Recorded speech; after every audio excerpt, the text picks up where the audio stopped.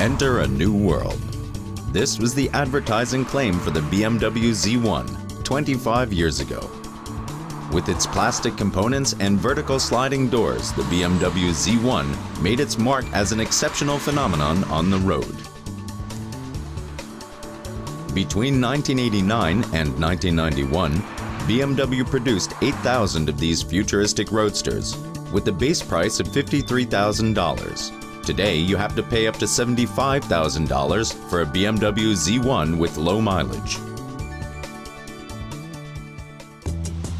And this legend is still alive. BMW Classic events are special.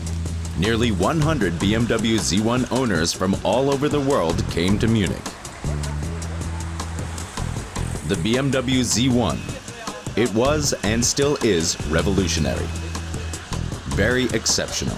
The get-together of the first and the last BMW Z1. The latest BMW Z1 off the line is next to the first one off the line, and we know that, so we like to drive them behind each other. It's like Alpha and Omega, and the circle is complete. At launch, BMW suggested that owners might like to buy a spare set of body panels, so that they could change the color of the car from time to time. The original suggestion was that taking all the body panels off would take about 60 minutes for a skilled mechanic. But in reality, it takes much more time. To take them off and to put them back on again is a good 2 days of work. Peter Irmler would never do such a body panel change. He owns the first BMW Z1 that left BMW plant in Munich, and his car is still all original. To afford the car, he had to close all his accounts, sell off stocks, and his life insurance.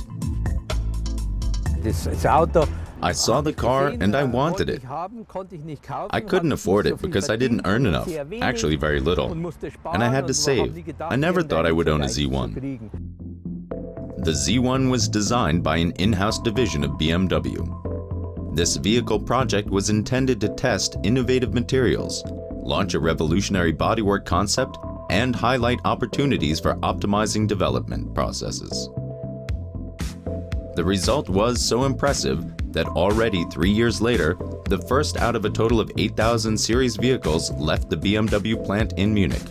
A sensational success for the 60-head-strong team, in spite of many skeptics. The first important decision was, of course, the position of the motor. If it sits in front, or in the middle, or if it would be rear-mounted, and decisions like that take most companies 2 to 3 years. But with basic decisions regarding research in our ZT division were decided in an afternoon. There were not only skeptics externally regarding the doors, but internally as well, if that was a solution that could be put into production. Unbelievably, except for gear changes after 80 to 100,000 kilometers, there are no problems with the doors. Lutz Jansen was one of the head engineers who was involved in the Z1 development. His main work was to plan the first BMW wind tunnel. Past and present, the Roadster possesses remarkable aerodynamics. The design of the underbody has a major influence on this. The whole of the undercarriage of the car is covered by a flat composite pan, which is designed to smooth the airflow to the rear wing. But you always experience something amusing. For example, when you're sitting in traffic, people ask, "What kind of car is that?" "It's a BMW." "Is it a prototype? When will it be released?" Or they ask about the doors. They close automatically. "Hey, did you leave the doors at home in the garage? Can you drive it open?" We saw many Porsches and other vehicles, and they're all great, but they don't have this mythos. Driving the car is great. We could go to the lake and basically touch the water. It's simply fantastic. If you notice the good condition of the Z1 in front of the BMW Museum, it is hard to believe that the Roadster was presented 25 years ago. The limited production, in association with his unique concept, makes the BMW Z1 a cult and trendsetter who is still today ahead of the times.